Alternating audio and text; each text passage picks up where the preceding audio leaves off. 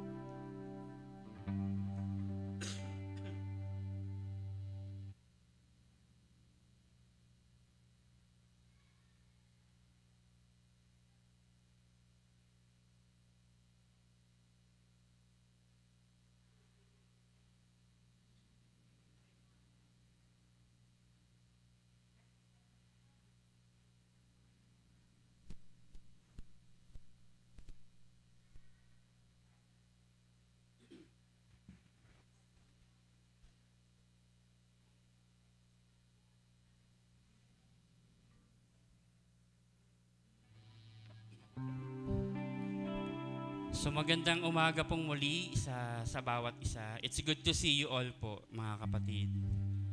And ako personally, every Sunday talaga na-excite ako. Hindi naman sa parang pero sobra po ako na-excite na makita yung bawat isa. Bukod po dun sa yung pagkikita-kita natin, yung pagsasama-sama, pakikinig, pananalangin, pag-aawitan. Siyempre po napaka-importante nun. Isa rin po sa nilulook forward ko every Sunday is yung nagkakaroon po tayo ng chance after church na magkamustahan, magyakapan. Kasi may mga time na may mga time na minsan nadadown tayo, kailangan lang natin ng someone na kakamustahin tayo. Kasi minsan nahiya naman tayo mag-share sa iba. Pero ginagamit po ni God every Sunday yung opportunity na magkikita-kita tayo. Pag nakikita ko po yung bawat isa after church o during church, sobra po ako na-encourage. And pag nakikita ko po yung bawat isa na tapat po, na talagang nagtitiwala sa Panginoon, nagbibigay din po sa akin ng kasiglahan na magpatuloy at lagi po yung pruweba na yung Diyos po na sinasamba po natin ay Diyos na buhay. So again mga kapatid, it's nice to see you all today. And I hope na makasama din po natin iba nating mga kapatiran. Alam ko po na papunta na rin po sila. So tayo po mag-start na po tayo sa umagang ito. Kung may mga Bible po kayo, samahan niyo po ako magbasa. Well, makikita din naman po natin sa screen yung Psalms 116. Pero po lagi ko pong ginagawa pag ganito, gusto ko po Tagalog. Medyo malalim na Tagalog lang, pero sana po tayo. Psalms 116. Minamahal ko si Yahweh pagkat ako'y dinirinig. Dinirinig niya ako sa dalangin ko at hibik. Ako'y kanyang dinirinig tuwing ako'y tumatawag. Kaya nga't habang buhay ko'y sa iyo lang lagi tatawag. Noong ako'y mahuhulog sa bingit ng kamatayan, nadarama ko ang tindi ng takot ko sa libingan. Lipos ako ng pangamba at masidhing katakutan. Sa ganoong kalagayan, si Yahweh ang tinawag ko. At ako ay nagsumamo na iligtas niya ako. Si Yahweh napakabuti, mahal niya ang katwiran. Diyos siyang mahabagin, sa awa ay mayaman. Si Yahweh nag-iingat sa wala ng sumasaklolo. Noong ako ay manganib, iniligtas niya ako. Manalig ka o puso ko, kay Yahweh ka magtiwala. Pagkat siya ang mabutit, hindi siya nagpapabaya. Ako'y kanyang iniligtas sa kuko ng kamatayan, tinubos sa pagkatalo at luha ko'y pinahiran. Sa presensya ni Yahweh, doon ako mananahan. Doon ako mananahan sa daigdig nitong buhay. Laging buhay ang pag-asa. Patuloy ang pananalig. Bagamat ang aking sabi, ako'y ganap ng nalupig. Bagamat ako'y takot, nasasabi ko kung minsan, wala kahit isang tao na dapat pagkatiwalaan. Kay Yahweh na lang ang aking Diyos, anong aking ihahandog sa lahat ng kabutihan na sa akin ay kaloob. Ang handog ko sa dambana ay inumin na masarap. Bilang aking pagkilala sa ginawang pagliligtas, sa tuwinang magtitipon ang lahat ng kanyang hirang, ang anumang pangako ko ay doon ko ibibigay. Tunay ngang itong si Yahweh, malasakit ay malaki.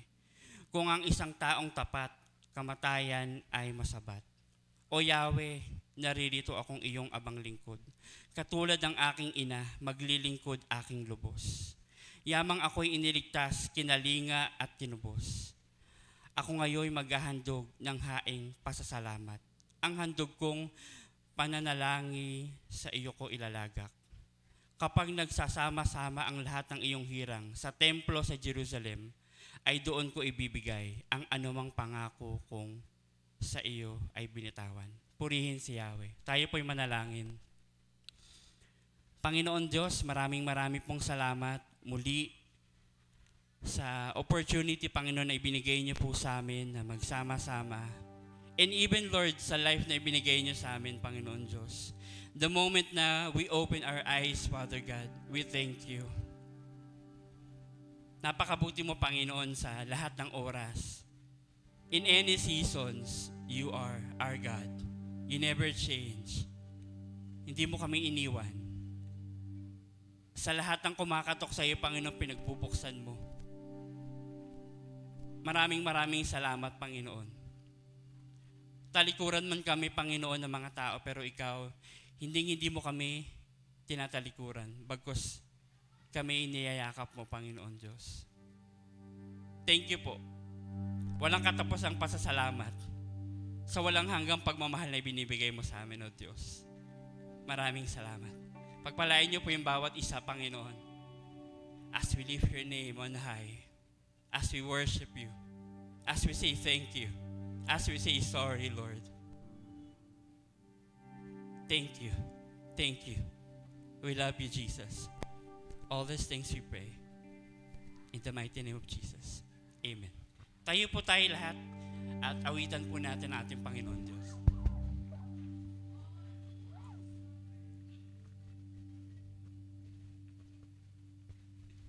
Praise God. Isang mapagpalang araw po sa ating lahat.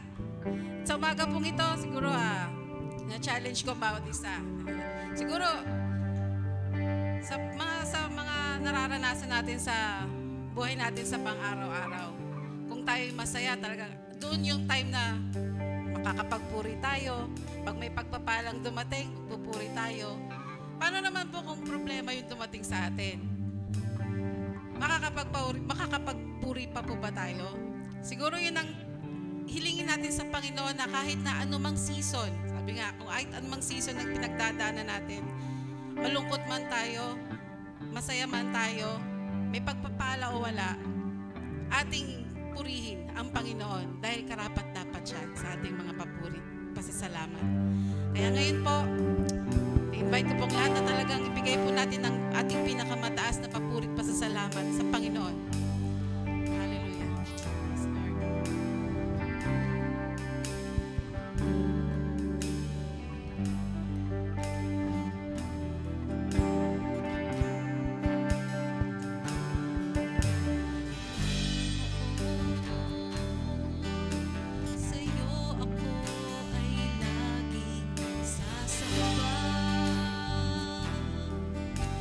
Papupurihan ka.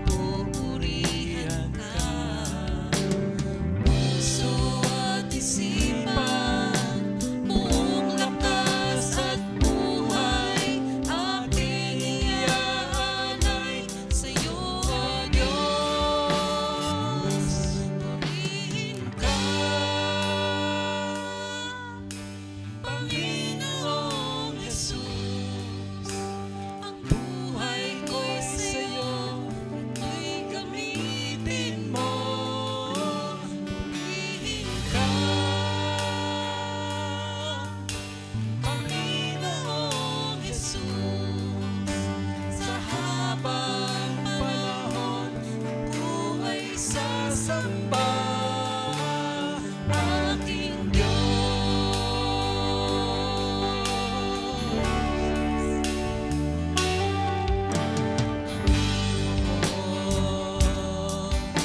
Sa'yo ako ay laging sasamba. Papupurihan ka, puso at isipan, buong lakas at buhay aking iaalay sa'yo, O Diyos. Purihin ka, Panginoong Jesus. Ang buhay ko'y sa'yo, ito'y gamitin mo. Purihin ka, Panginoong Jesus. Sa habang panahon, ikaw ay sasamba. Purihin ka, Panginoong Jesus. Ang buhay ko'y sa'yo, ito'y gamitin mo. Purihin ka, Panginoong Jesus. Sa habang panahon, ikaw ay sasamba aking Diyos.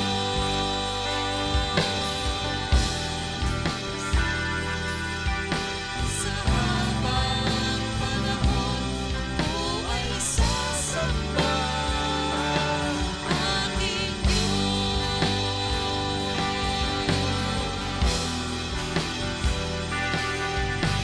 Sa habang panahon, ikaw ay sasamba aking Diyos.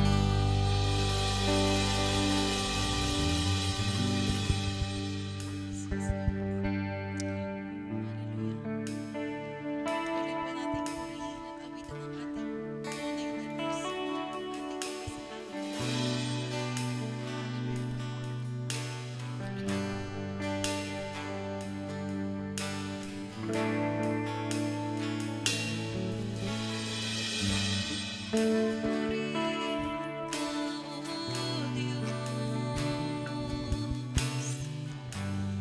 ang aming alay ay pagsamba, kalwalhatian, buong karangalan, kapangyarihan mo'y walang katulad. Pupurihin ka, O Diyos. Ang aming alay ay pagsamba, kalwalhatian, buong karangalan, kapangyarihan mo'y walang katulad. Ikaw ang tunay na Diyos, Ika'y walang katulad. Ika'y nag-iisa, Ikaw lamang, wala nang iba. Sa'yo ang aming awit, dinggin ang aming tinig, sisigaw sa buong mundo.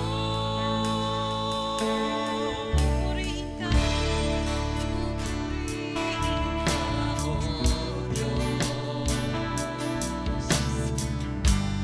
Ang aming alay ay pagsamba, kalwalhatian,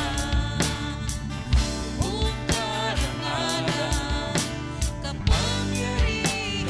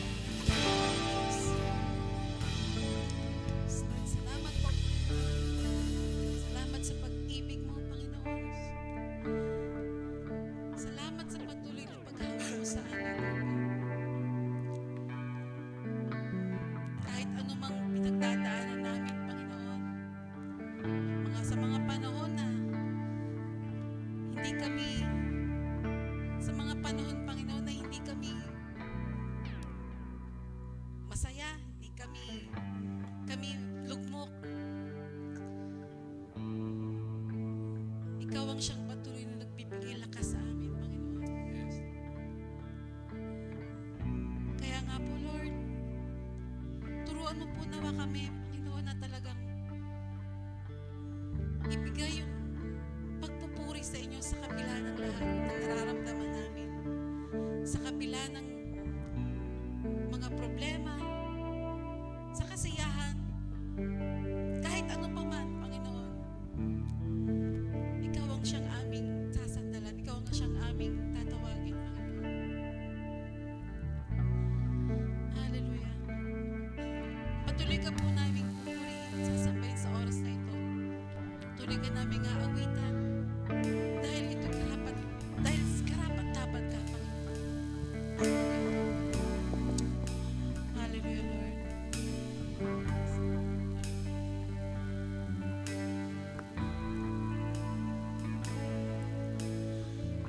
Habang hindi karapat-dapat, pagkukulan ng haba at wagas mong pagsinta.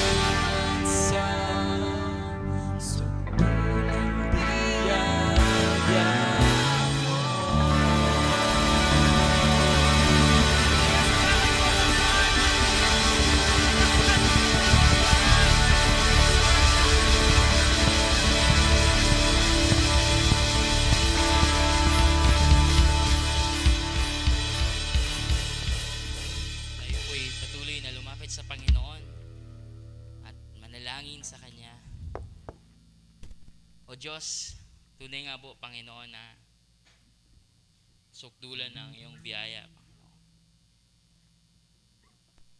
Ito lamang, Panginoon, din ang dahilan kung bakit kami narito, kung bakit tanggap kami sa inyong presensya, O Diyos.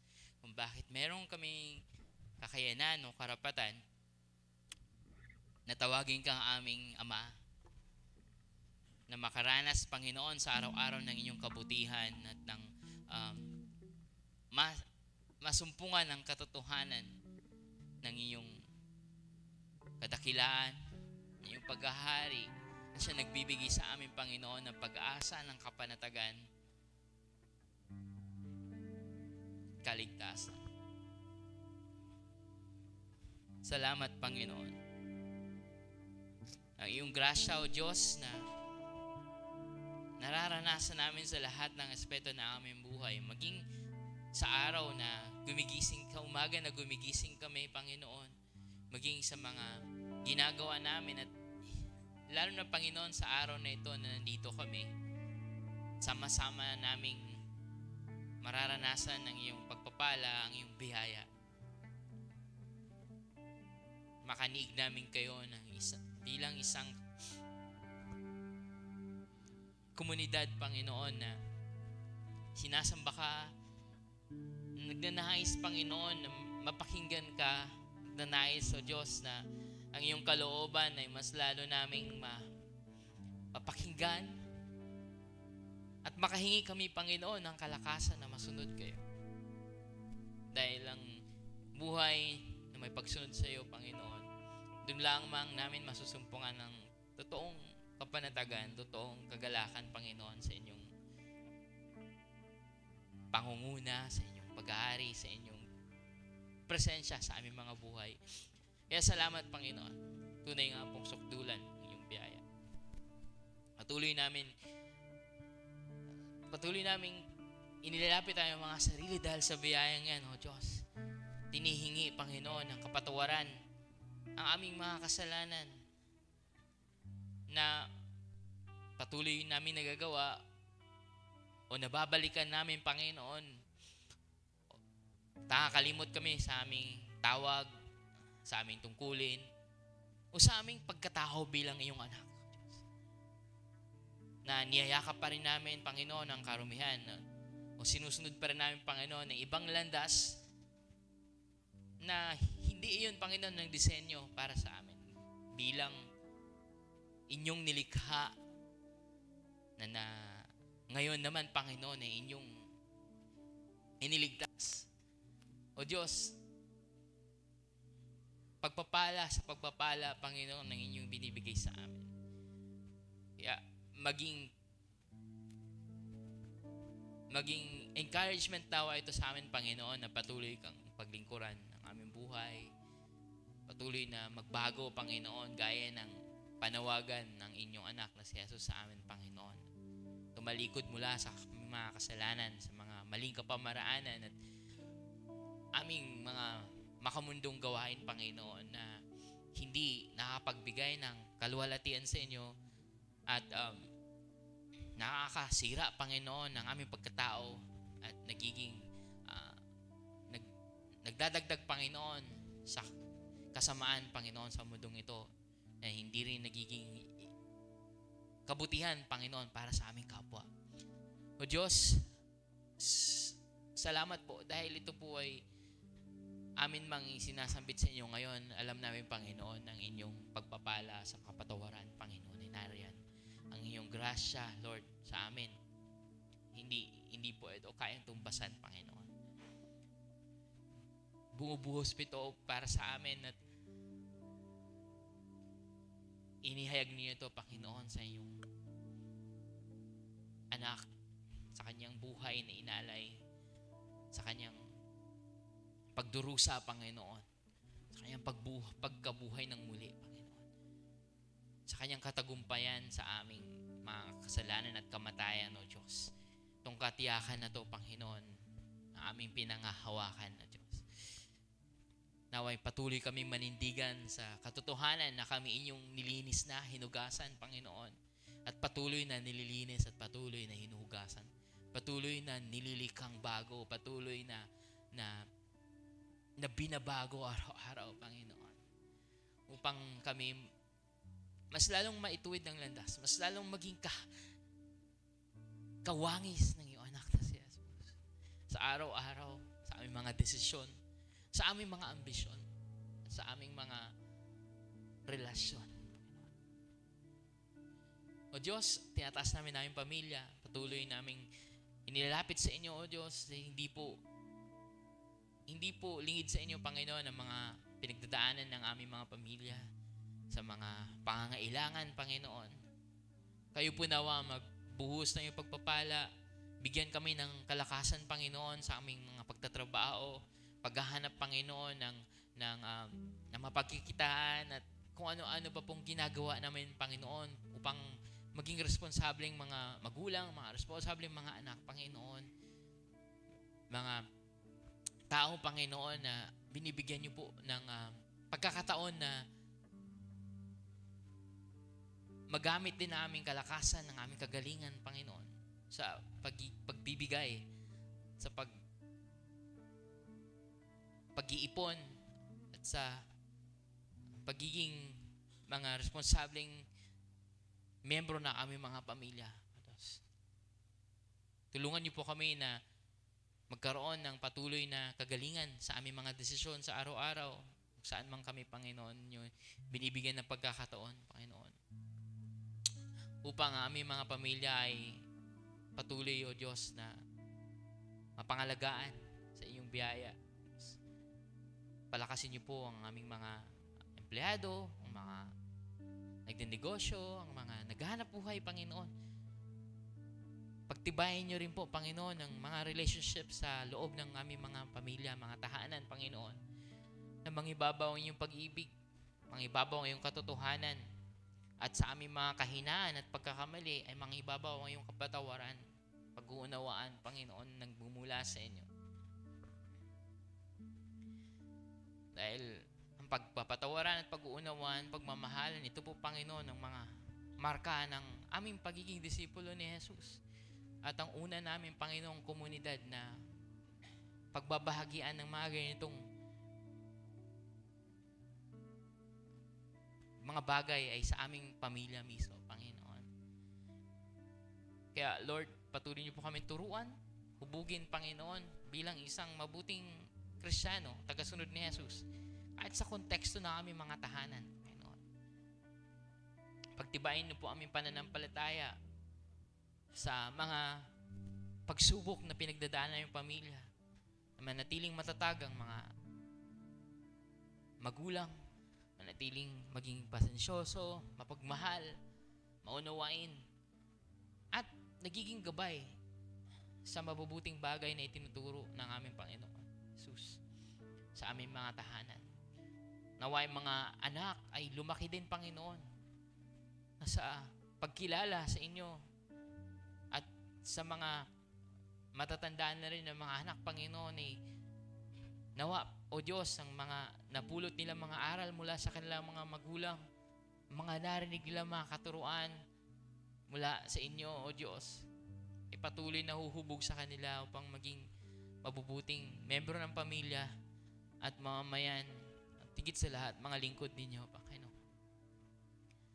At ng mga pamilya namin ay maging sama-sama din, Panginoon, na magtitipon, paglilingkod bilang isang inyong simbahan. Kaya ang panalangin din po namin, O Diyos, sa pananambahang ito, Panginoon, sa komunidad na ito, ang BCFC, O Diyos, ay inyong patuloy na pagharian at pangunahan, ang inyong mga tinawag, Panginoon, ng mga lingkod, mga nagpapastor, mga elders, mga leaders, mga nagtuturo, mga ginagamit, Panginoon, sa iba't ibang bahagi ng aming mga ministeryo, Diyos, na sa inyo lamang din, Panginoon, nakatuon.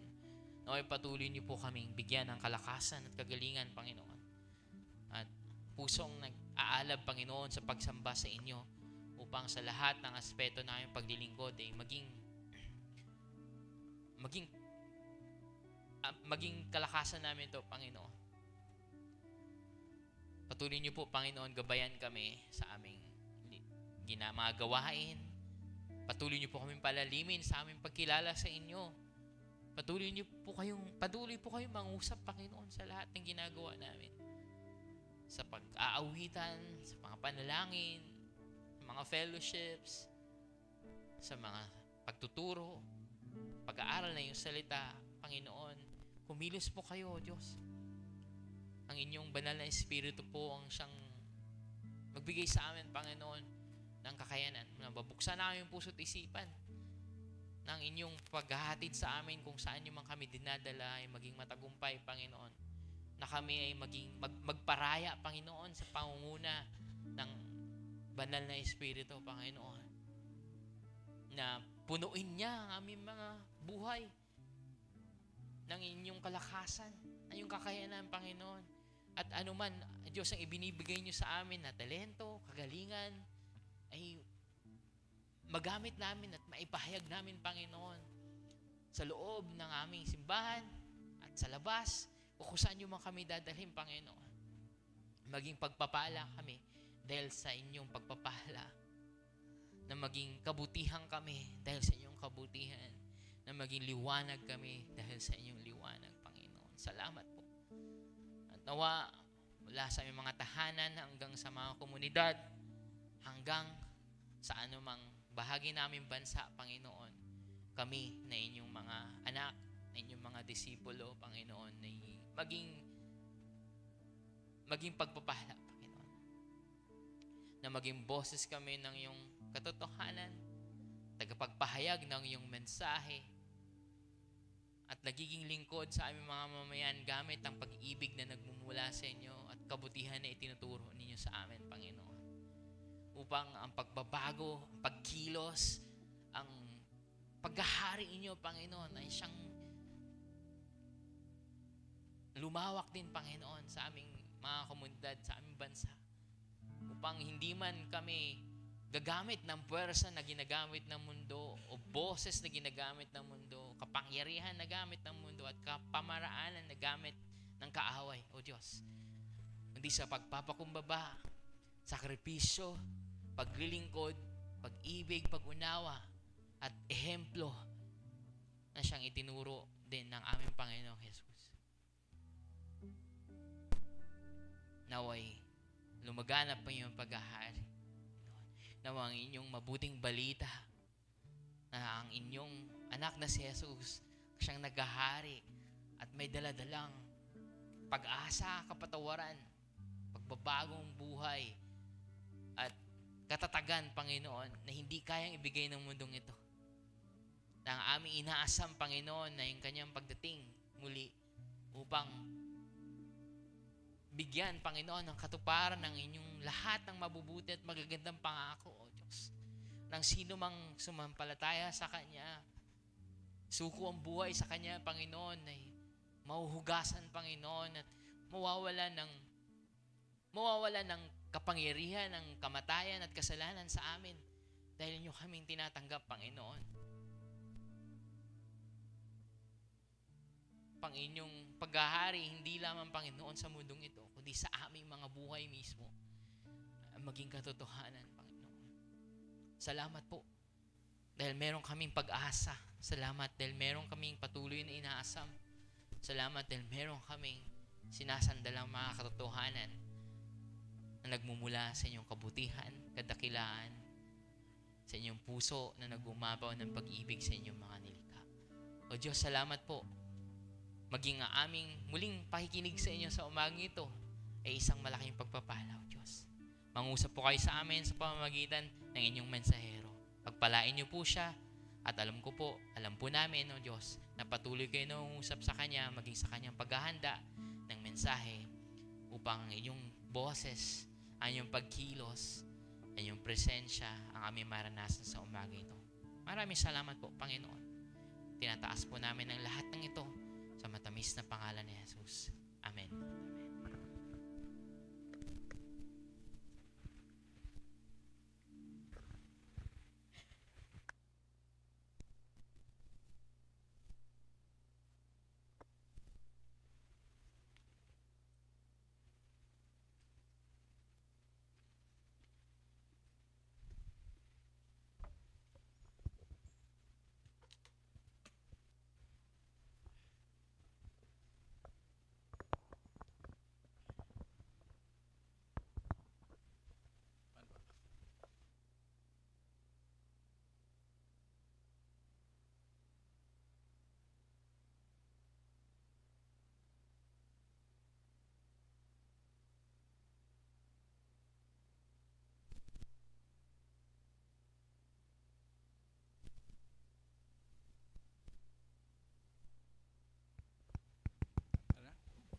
Thank you. Magandang umaga po mga kapatid sa Panginoon. Kanina ay na-bless ako sa ating tagapanguna, sa worship leader natin, kay Ronald. Wala ba siyang balak magpastor?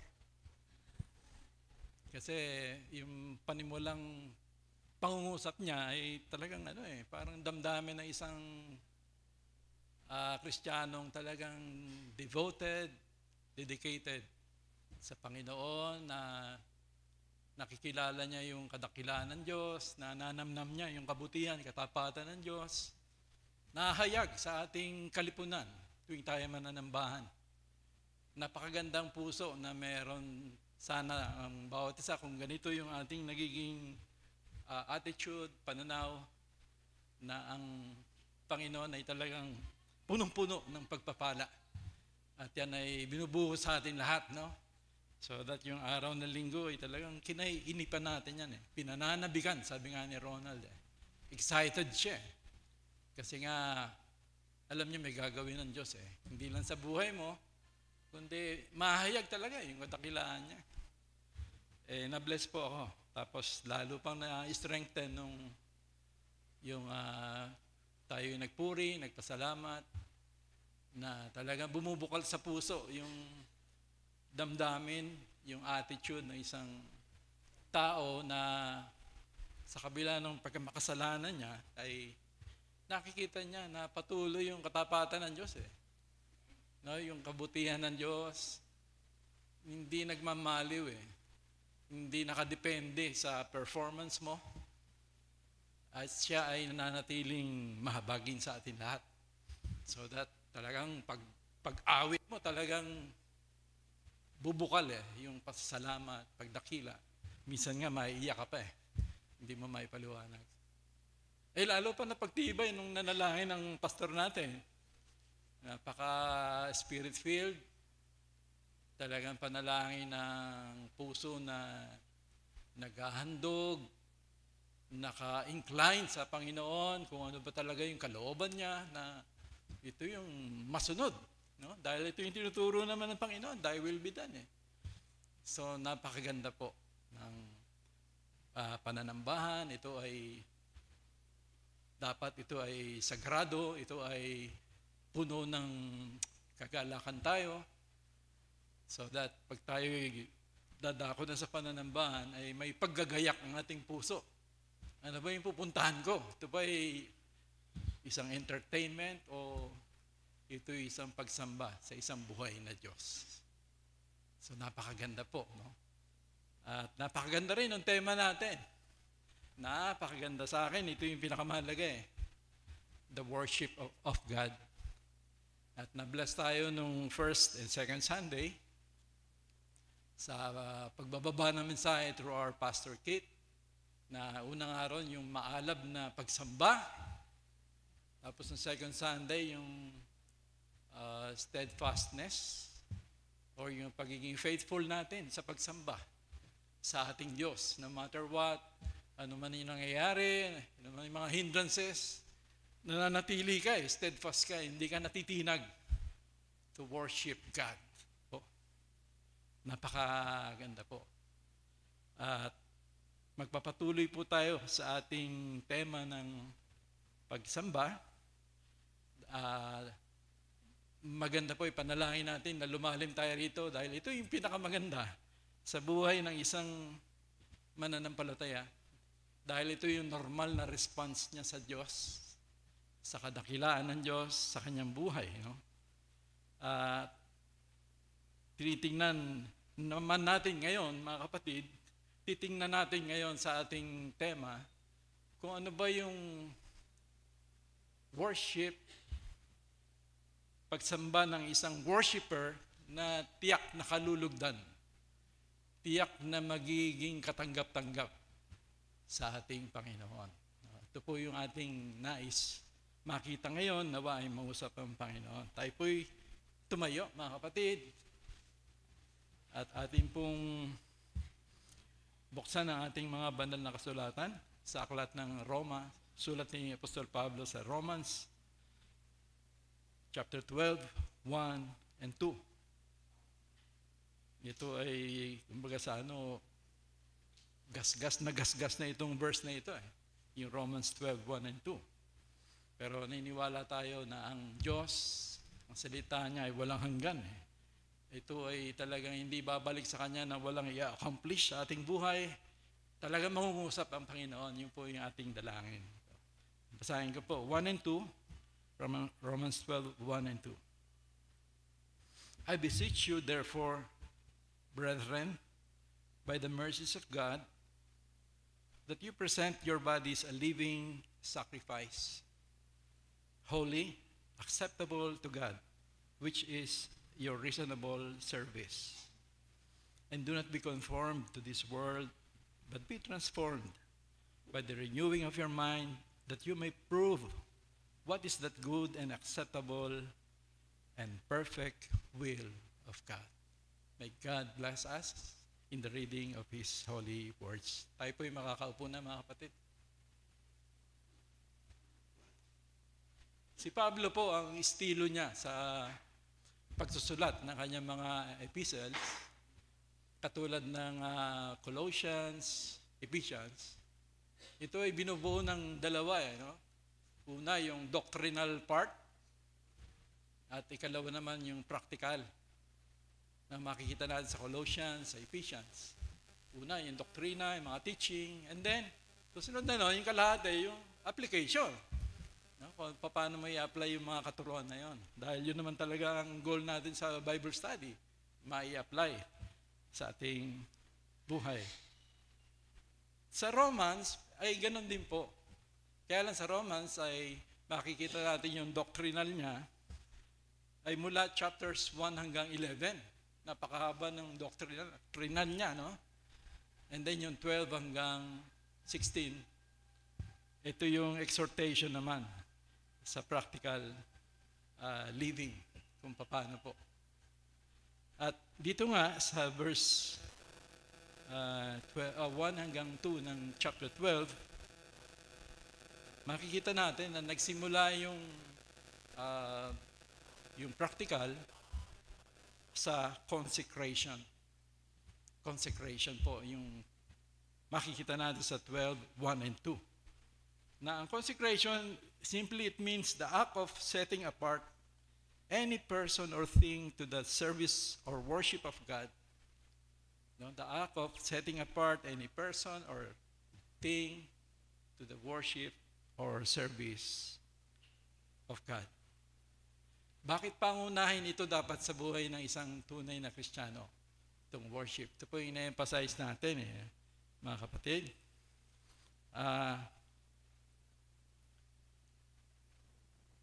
Ang sa Old Testament times, kung tayo po'y familiar, kung tayo na nagbabasa rito, makita natin ang susi sa pananagumpay ng chosen people, man of God, ay ang tabernakulo o ang templo. Sapagat ito lang yung paraan para sila ay magkaroon ng pakikipagniig sa ating Diyos through ritual worship o sacrifices. Ito lang yung paraan para makatagpo nila ang Panginoon. So that pangunahin yung templo o yung tabernakulo. Dahil Diyos ang talagang mararanasan mo rito. No? Napakahalaga po, mga kapatid. Ito ang tanging paraan para sila makakapamuhay ng naaayon sa ating Diyos, lalo na yung covenant. Ito yung paraan para sila ay makakapanagumpay. No? Dahil ang Diyos ay nasa templo, nangunguna at gumagabay sa kanila. Kaya makita natin ang buhay nila talagang nakasentro sa templo, sa Panginoon. At ito ay, dito sila umiikot, kumbaga, sa templo o sa presensya ng ating Panginoon. Sa Romans 12:1 and 2, makikita natin dito na ang Kristiyano ay inilalarawan na isang sacrificial offering Yung Kristiyano, yung katawan niya, which is the temple of God, kasi ang katawan natin, temple ng Diyos ito eh. So ito ay makikita natin na isang sacrificial offering. Kaya lang itong offering na ito, hindi expiation, hindi ito for atonement for sin, dahil nagkaroon na ng one single offering. No? Ang Panginoon, inalay niya ang kanyang buhay. Sabi nga, for by one single offering, He has perfected forever them that are being sanctified. No? Kundi, yung burnt offering na pinipicture dito ay offering for dedication to God. No? Offering for dedication to God. Yung offering na talagang to be set apart for the service or worship of God. Ito po yung parang intention dito. No? Ang worship na makikita natin dito sa 1 and 2 ay masasabi ko hindi totoo sa lahat ng Kristiyano. Hindi po nagiging totoo itong 1 and 2, Romans 12, sa lahat. Kung hindi ito ay nagiging totoo lamang sa isang tao na consecrated sa Diyos. Consecrated. So ito po yung gusto natin makita. What does it mean to be a consecrated Christian? What does it mean to be a consecrated Christian? Ano ba yung totoong buhay ng isang consecrated Christian? Nawa, mangusap ang Panginoon sa atin dito na para magkaroon talaga ng meaning, ano ba yung ating ginagawa itong linggo, nawa katagpuin tayo ng Panginoon. The life of a true consecrated Christian. Una-una, kung consecrated ka, you will view and know God as a merciful, gracious, and loving Father. Kung consecrated ka, ito ang pananaw mo, ito yung pagkakilala mo sa Diyos. Isang merciful, loving, and gracious Father. Makita natin sa verse 1, I beseech you, therefore. Ako'y namamanhik o ipinamamanhik ko sa inyo, mga kapatid. So ang Diyos, kumbaga, ay parang nakikiusap pa eh. No? Nakikiusap na atin siyang sambahin, paglingkuran. So that we can see na yung worship, hindi ito coerced. Hindi ito pinupuwersa sa atin ng loving God natin, loving Father, kundi ito ay isang choice to be made by the Christian. No? Dahil nais niyang magpasalamat, nais niyang mag-commit, nais niyang mas lalong maging devoted. No? Ito po yung kanyang nagiging intention. So hindi siya pinipilit na gawin ito, kundi kusang loob, bukal sa puso. At siya ay nagpapasya na nais niyang sambahin ang ating Panginoon. So, beseech you, I beseech you. Sabi ni Ate Miriam, to beg for urgently or anxiously, to request earnestly, to implore. Kumbaga makikita mo yung Diyos, nakikiusap pa eh. No? Para bang si Jesus, sabi niya, come unto me, all ye that labor and are heavy laden, and I will give you rest. Yung sacrificial burnt offering na pinipicture dito sa 1 and 2, is a kind of voluntary offering mentioned in the Old Testament. Voluntary offering po ito. Kasi dalawa yan eh, mandatory and then voluntary. Yung mandatory, ito yung sin and trespass offering. Obligado sila mag-offer nito. Pero itong binabanggit sa Romans 12:1 and 2, ito ay voluntary offering. Kasama ng grain offering, kasama ng peace offering sa Old Testament. Makikita po natin ito. Itong burnt offering, grain offering, peace offering, ito ay voluntary na ginagawa ng isang mananampalataya. Kaya Ito'y ginagawa niya to express thanks, worship, devotion, and commitment to God. Ito ba yung puso mo as you go every Sunday to worship God? Are you expressing your commitment, your devotion? Ito ba talaga yung nais mo na katagpuin ka ng Diyos, makilala siya? Yung prayer kanina, yun po yun eh. No? Talagang prayer na nagsusumamo, prayer na sumusuko sa Diyos na ikaw ay mapagharian niya, maranasan mo lalo yung kadakilaan niya. Po ito dapat yung puso ng isang worshiper, na isang consecrated Christian. Kasi ito yung hinahanap talaga ng Panginoon eh. Kaya sabi niya, pray in spirit and in truth. Katulad din naman doon sa ating pagbibigay ng ating tithes and offering, hindi gusto ng Diyos yung napipilitan ka eh, no? Hindi gusto ng Diyos yung, kasi tinakot ka eh, pag hindi ka naman nagbigay, mamalasin ka eh. May mga ganong preaching, nakakalungkot eh, no? Pero hindi ganon dapat ang motivation ng giving. Giving is voluntary. Sabi po sa 2 Corinthians, God loves a cheerful giver. No? Pag cheerful ka, maaaring hindi ka nakalimit sa 10% eh. Pag cheerful ka. Naalala ko tuloy yung ating kapatid na mayapa na eh, no? Talagang kagalakan niya na yung magbigay, magkaloob, tumulong, at nagiging inspirasyon siya sa atin, mga kapatid. No, kasi hindi lahat ganun eh. Pero siya, kumbaga, naging prayer ko nga yun, maging katulad ako nun. Gusto ko maging cheerful giver ako. After all, sinabi naman ng Lord, it's more blessed to give than to receive.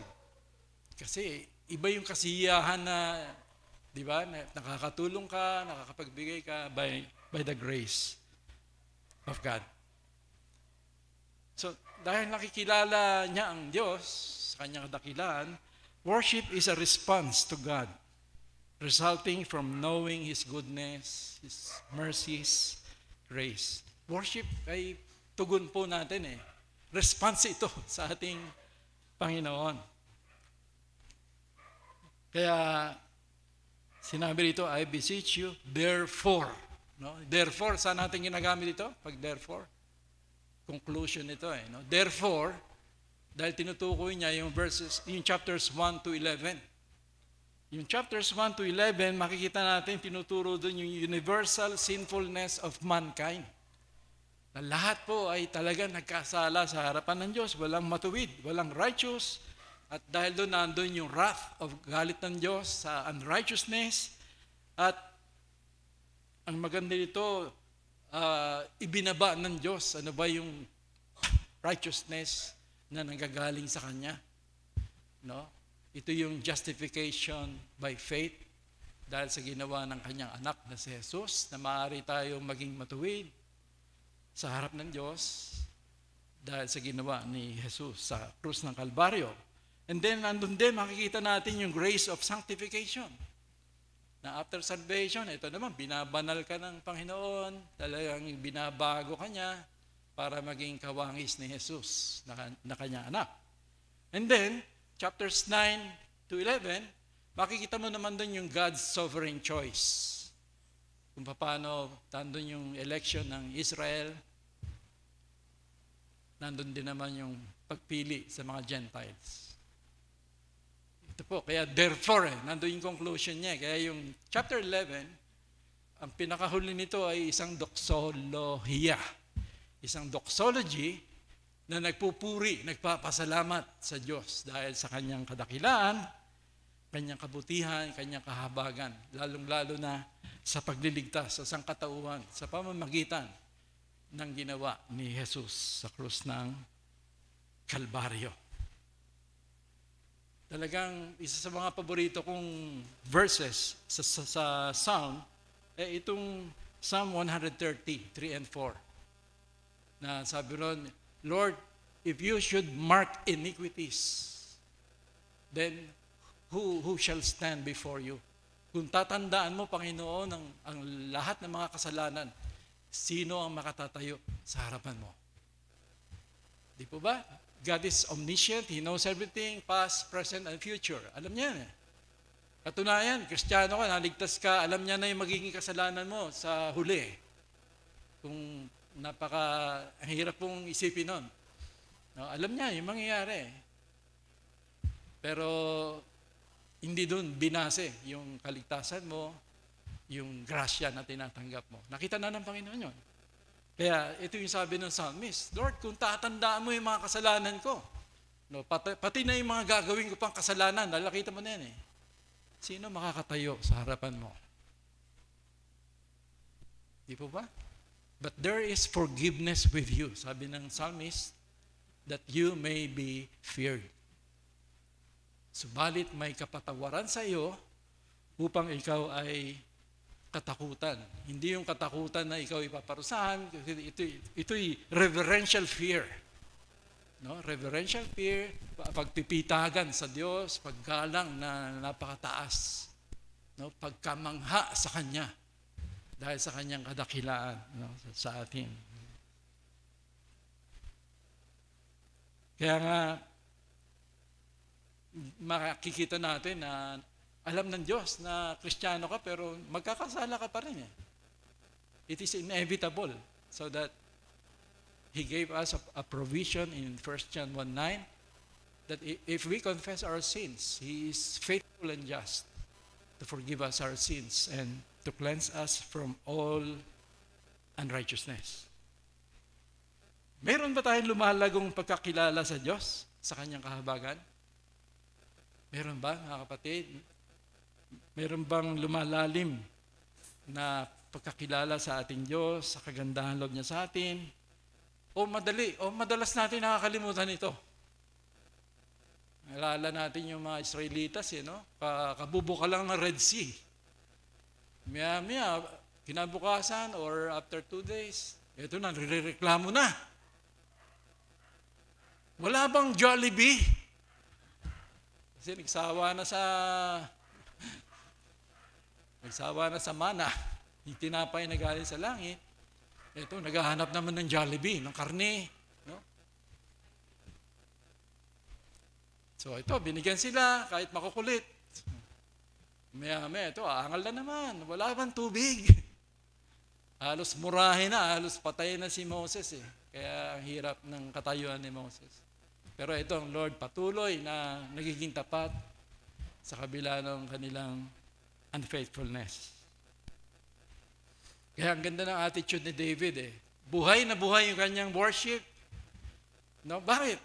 Sabi niya, bless the Lord, O my soul, bless the Lord, O my soul, and do not forget His benefits, who forgives all your iniquities.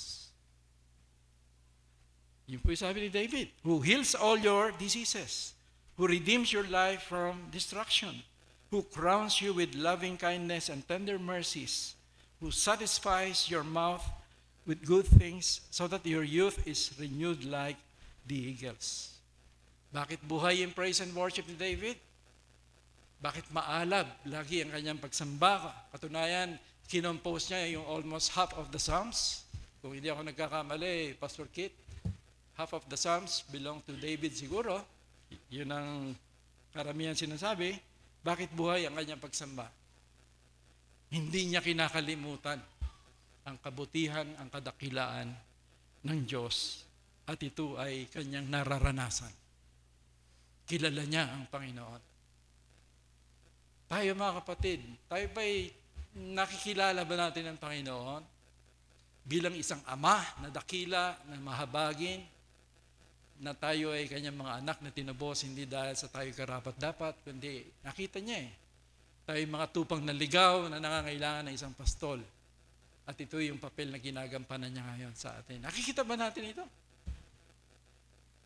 Bawat araw ng ating buhay, so that pagising mo pa lang, thank you Lord. Pagising mo pa lang, purihin ka o Diyos.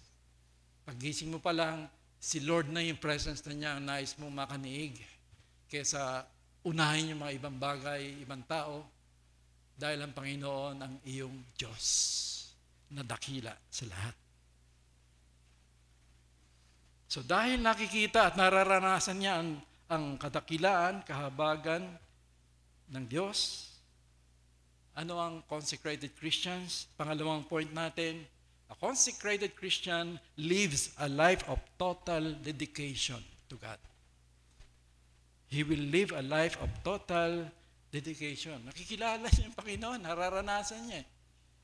Saan pa siya pupunta? Saan ka pa pupunta kung ito yung Diyos na pinaglilingkuran at sinasamba mo? Again, yung burnt offering sa Old Testament na ginagawa ng mga Israelitas, they worship God, yung burnt offering, ito ay sinusunog sa altar, no? Mula gabi hanggang umaga. Yung burnt offering, yung animal. Sinusunog ito hanggang sa patuloy itong susunugin hanggang sa maging abo ito. No, itong sacrifice na ito. At ito ay sinisimbolo nito. Ano yung sinisimbolo nito? Yung ating total commitment. Total surrender to God. Ito ba yung puso mo? Are you totally committed? Are you totally dedicated? Is your heart totally surrendered to God? Kasi minsan may mga partial Christian, mga reserved Christian. No? Christian pag Sunday, pag Thursday, pag Bible study, pero other days, ay, balik sa dati, ugali. Pero iba, pag ikaw ay totally dedicated. Ang buhay mo talaga nakaalay sa Diyos. Nakahandog sa Kanya. At ikaw ay lagi nagsusumamo, sumusuko sa Kanya. Totally nakadepende ka sa Kanya kasi apart from Him, apart from His grace, we can do nothing. Hindi natin kaya ang buhay Kristiyano kung wala ang Diyos. Hence, nandun yung ating total surrender sa Kanya. Total dedication, total commitment. Dahil siya yung buhay mo, siya yung kalakasan mo, siya yung tanglaw mo, sa bawat araw, siya yung mag-iingat sa'yo. Siya yung gagabay, siya yung magtuturo, siya yung magre-rebuke, siya yung lahat bilang isang pastol. Sabi rito that you present your bodies a living sacrifice, holy and acceptable to God, which is your reasonable service. Present your bodies as a living sacrifice. Hindi po yung katawan lamang ipipresent mo. Patid. Hindi lang yung katawan kundi yung buong buhay mo, yung puso mo, yung kaluluwa mo, yung damdamin mo, yung kalooban mo, talagang sinusuko mo lahat sa Kanya. At yung katawan, ito ay vehicle lamang, no, para magamit ng Diyos. Pero lahat yan, yung total person mo ay nakasuko yan.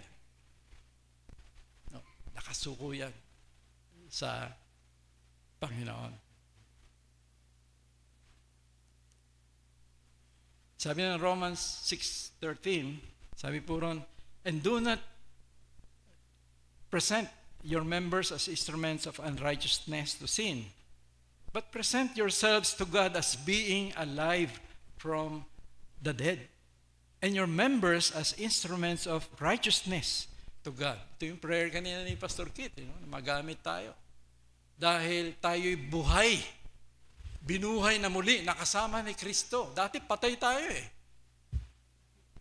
Walang sense yung spiritual things sa atin noon. Buhay tayo sa mga worldly things.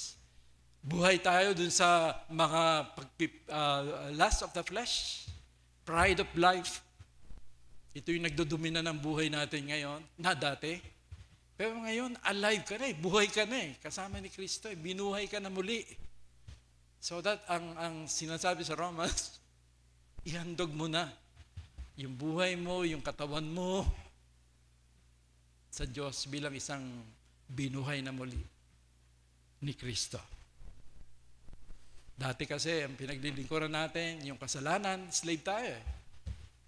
At ang malungkot nito, ang pinaglilingkuran natin ultimately, the God of this world, small g, referring to the devil, the evil one.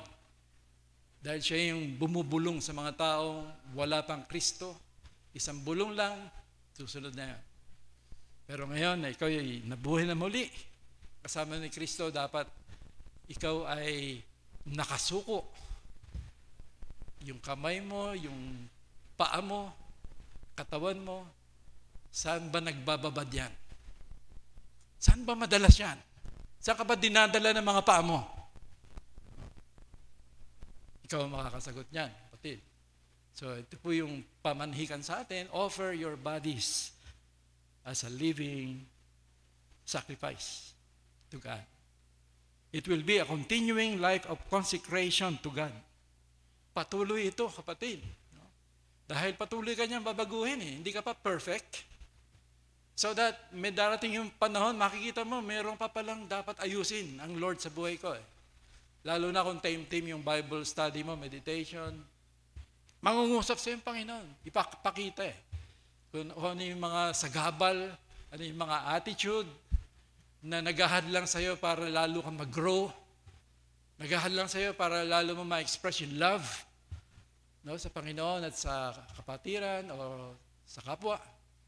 I-reveal sa'yo yan as you study and meditate the Word. No? So it will be a continuing life of consecration. Patulad din naman ng sanctification, patuloy tayong binabago. Sabi nga ng prayer kanina, binabago araw-araw. Napakaganda po nun. Araw-araw binabago ka ng Diyos. No?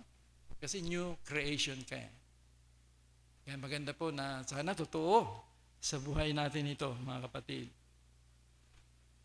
A total commitment to love, serve, and worship God in full dependence on His enablement and empowerment. Ano nga yung greatest commandment? Love God with all your heart, with all your soul, with all your mind. Magagawa ba natin ito kung hindi tayo totally committed, surrendered sa Kanya? Ito na lang isip natin. Ito ba'y totally nakasuko sa Panginoon? Kasi napakalikot ng isip eh. Dami, sa isang sandali lang, ang dami nang papasok sa isip mo. Saan? Saan nagbababad yan? Totally committed ba yan sa ating Panginoon? To serve, to worship God. Sabi rito, holy and acceptable. Offer your bodies as a living sacrifice, holy and acceptable to God. A life that is totally given to God as His property. No, bakit mo binibigay? Kasi hindi na ikaw nagmamay-ari ng buhay mo, kapatid. Sa totoo lang eh. Minsan, ang yabang ng isang Kristiyano eh. No? Para bang siya yung may-ari eh. No? Eh, akin ito eh. Kaya naman ako nagkaroon nito dahil marunong ako, masipag ako.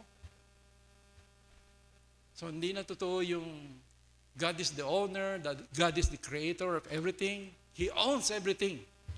And we are but stewards of His possessions. Minsan nagkakaroon ng pride kung di tayo maingat. No? Akalimutan natin, God is the owner. Tayo yung mga stewards. Kahit na yung mga anak mo, kapatid, huwag mong i-possess yan. Pinagkatiwala lang sa iyo ng Diyos yan. Tagapangalaga ka para lumaki yan, may takot sa Diyos. Mahalaga yung buhay mo na isang bukas na aklat para makita niya. So, sabi ng 1 Corinthians 6:19, do you not know that your body is the temple of the Holy Spirit who is in you, whom you have from God, and you are not your own? You are not your own. Hindi na ikaw ang nagmamay-ari ng sarili mo, for you were bought at a price. You were bought at a price. Hindi ka lang nilikha ng Diyos, kundi binili ka pa ng banal na dugo niya na nabuhos sa krus ng Kalbaryo. Pag-aari. Pag-aari ka ng Diyos, kapatid. Sana ganito yung attitude natin. Para walang puwang yung yabang no? Walang yabang yung ako, I, me, my, mine. Kundi dakila ang Diyos. Purihin ang Diyos.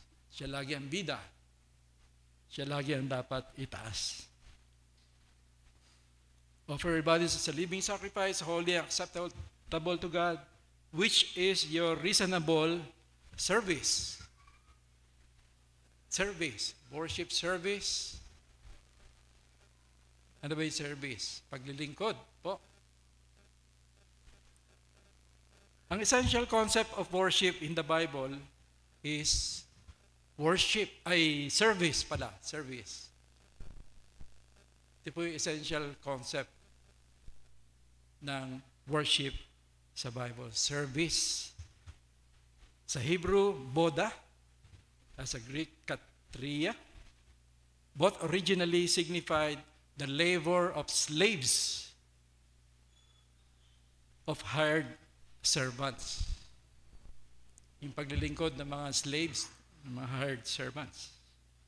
Kung titingnan niyo po, aralin niyo yung buhay ni Paul, madalas sabi niya sarili niya, siya ay bond servant ni Christ.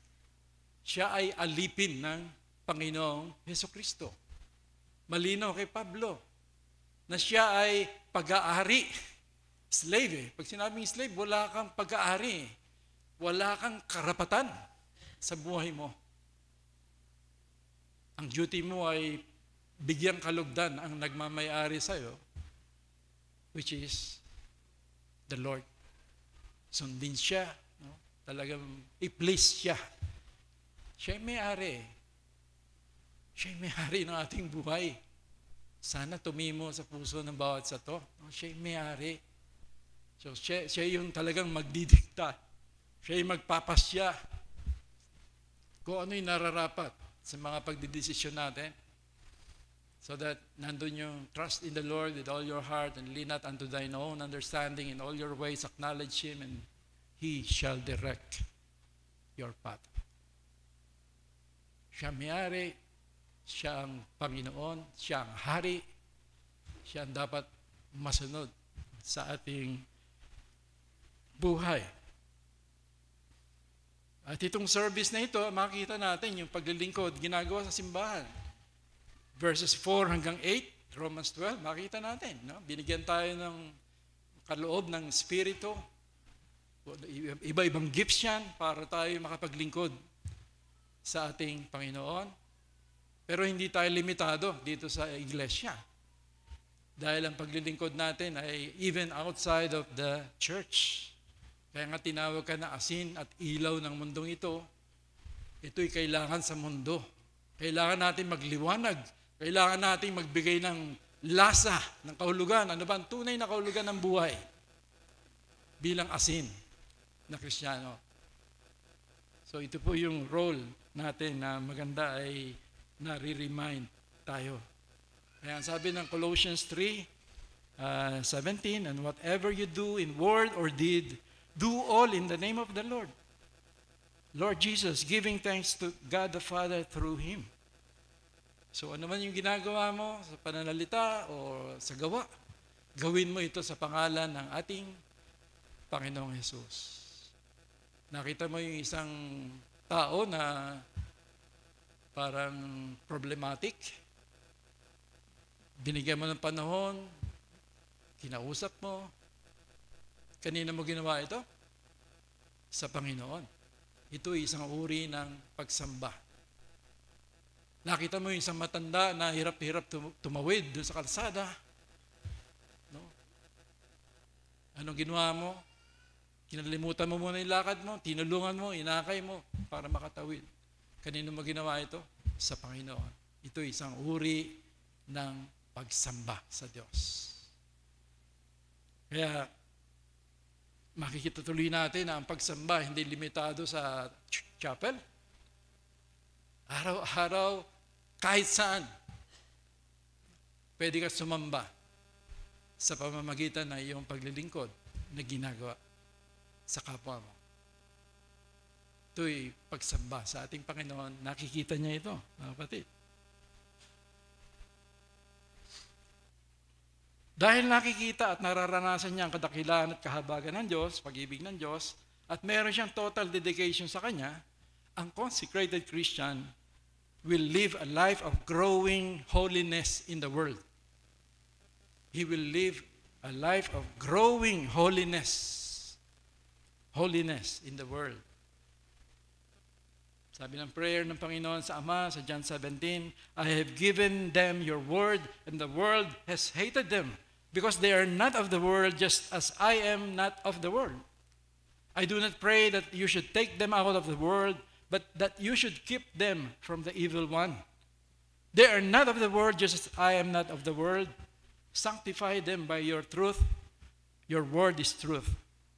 As you sent me into the world, I also have sent them into the world. Malinaw po. Kapatid, kung Kristiyano ka, you are a citizen of the kingdom of God. Dahil temporary lang yung stay natin.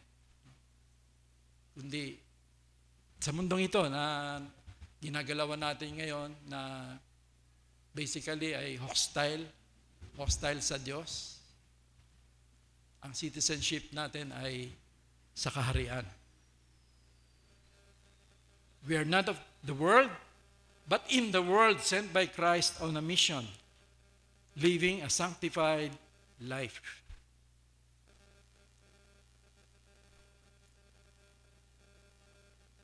Every day, sa aking pong pananalangin, lagi ang prayer ko, Lord, detach me from myself, detach me from the world, the system of the world, detach me from the schemes of the evil one, detach me, but attach me to the vine, to the shepherd, my King, Jesus. Kasi minsan po may tendency na we are not of the world, but we are living worldly life. Kung hindi tayo maingat, hindi natin naman malaya, ito na, nagkakaroon na tayo ng attachment sa mundo. Kung hindi tayo discerning, ito na, unti-unti. Hindi naman biglahan yan ganun ang kaaway. Unti-unti. Very subtle, sabi nga ng preaching. Very subtle, unti-unti. Yun na, nagiging makamundo na pala tayo. No? Makalaman. At nagiging alipin. So ito po yung magandang makita natin na we are citizens of the kingdom of God, and our business is to do the will of Him who sent us, living as salt and light of this earth. Malinaw bilang Kristiyano na tayo ay makikihalubilo. Yun yung prayer ng Panginoon no? Hindi ka pinray na alisin sa mundo, kundi ikaw ay makikihalubilo. No? Makikisama ka sa mga tao. Kasi doon ka kailangan Hindi ka parang Pariseo na ayaw mong makihilubilo kasi baka mahawa ka Marumi sila Minsan may mga ganong attitude po lalo na kung dumadami na yung memory verse mo Parang yayabang ka na no? Kita mo sa mga tao, makasalanan, nagiging condemning ka. Pero malinaw po, ang role natin ay makihalubilo, makisama, pero hindi makisama. Hindi makiayon sa kanilang gawi. Kasi hostile po Carnal mind is enmity with God. Malinaw po yan. Kaya maging maingat po tayo sa ating pakikihalubilo sa mundo. Ikaw ba ang nakaka-impluwensya? O ikaw ang nai-impluwensyahan? Kapatid, sabi ni John, do not love the world or the things in the world. If anyone loves the world, the love of the Father is not in him. For all that is in the world, the lust of the flesh, the lust of the eye, and the pride of life is not of the Father, but is of the world. And the world is passing away and the lust of it, but he who does the will of God abides forever. Sabi rito, do not be conformed to the world. Ibig sabihin po ay iiwanan na natin yung dating buhay natin sa mundo. No? Kumbaga doon sa mga Israelitas, iiwanan nila yung Egypt. Parang buhay alipin. No? Under Pharaoh na napaka-cruel na taskmaster. Ito dapat ang attitude natin. Do not be conformed. Iwanan mo na yung dati. No? Ito yung mga admonition ni Paul na put off the old man. Hubarin mo na yung dating buhay na mabaho, maalingasaw. Hubarin mo na yan and put on the new man na binabago ng Panginoon. So, do not be conformed to the world, but be transformed by the renewing of your mind. Dapat po tayo na babago. How? By the renewing of our mind. Hindi ka pwedeng mabago na hindi nababago yung kaisipan natin. Sapagkat itong kaisipan na ito, nung tayo namulat sa mundo, ay tinaniman na ito ng mga makumundong kaisipan. Dito tayo pinalaki. No? Ito yung humubog sa buhay natin kung ano tayo. Nung hiwalay pa tayo kay Kristo, bakit tayo ganun? Dahil ang input natin ay worldly things.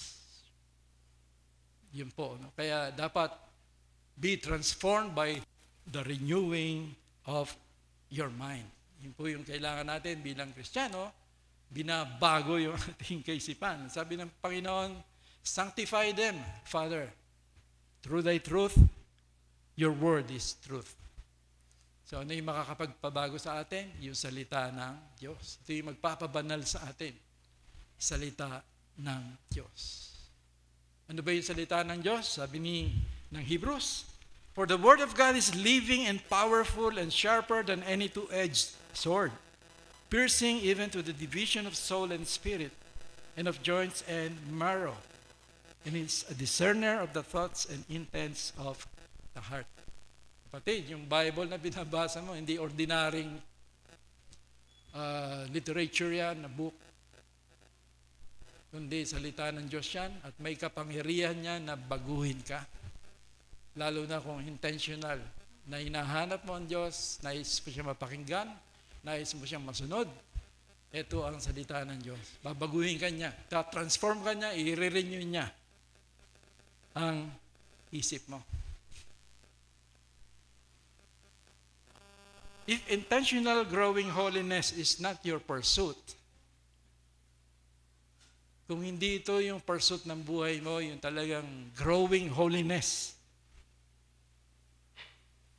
we are walking on a slippery ground.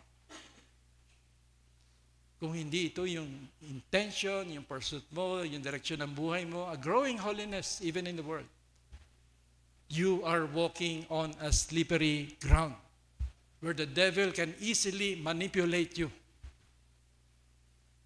Ano nga ang aim ng devil? The thief comes to steal, to kill, and to destroy. Ito po yung intention ng kaaway. Kung hindi tayo maingat, unti-unti, dinideceive ka niya. Unti-unti, nililigaw ka niya, nililihis ka niya. Nakita mo, ang layo na pala ng napuntahan mo. Why? Wala yung word of God na nagko-correct, nagtuturo, nagre-rebuke, nag-guide sa atin.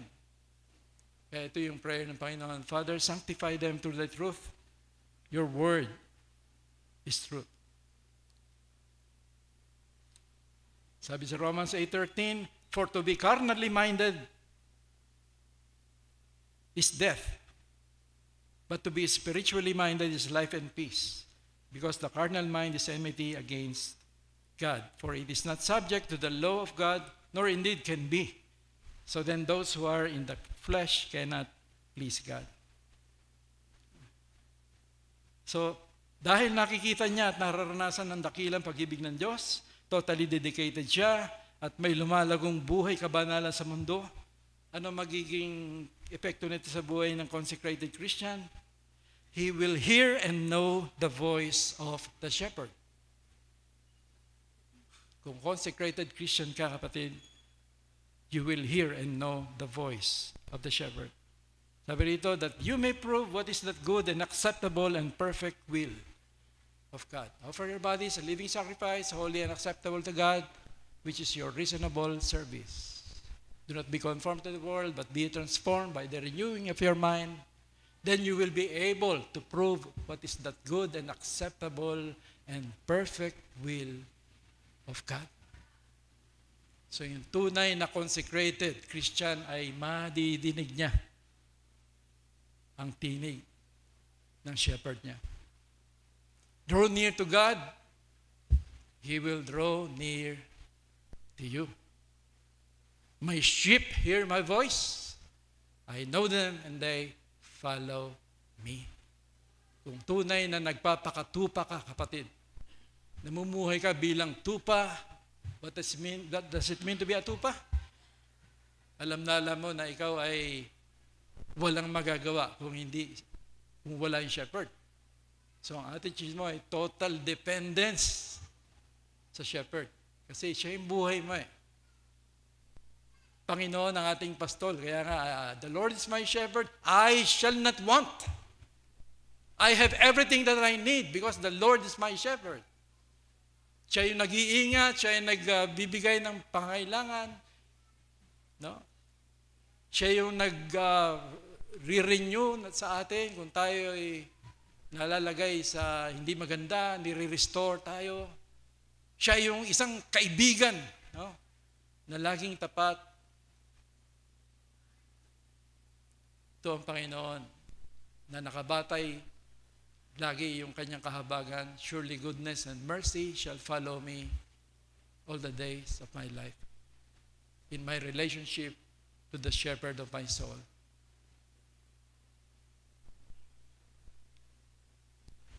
Maririnig mo ang tinig ng Diyos. Kung lingkod ka ng Diyos, consecrated, whether ikaw ay isang preacher, isang pastor, isang evangelist, teacher ka, kung ano man yung gift na binigay sa'yo, at ito'y ginagampanan mo, no? Religiously, faithfully, by the grace of God, mangungusap sa'yo ang Diyos, kapatid. Kasi bago ka maglingkod, nandun na kagad yung panalangin eh. Di ba? Naihingin mo kagad yung lakas niya, yung patnubay. Sa amin po mga preachers na tumatayo rito, priceless po yung blessing na marinig mo ang Diyos. Even in the message preparation, you can hear the voice of God illuminating the Word of God. Nagbibigay linaw, nagririma, ano yan, ano ibig sabihin yan sa buhay mo. Priceless po ito, kapatid. Kaya maganda po na maging intimate tayo sa ating Panginoon dahil my sheep hears my voice. Ang buhay ng sheep nasa shepherd.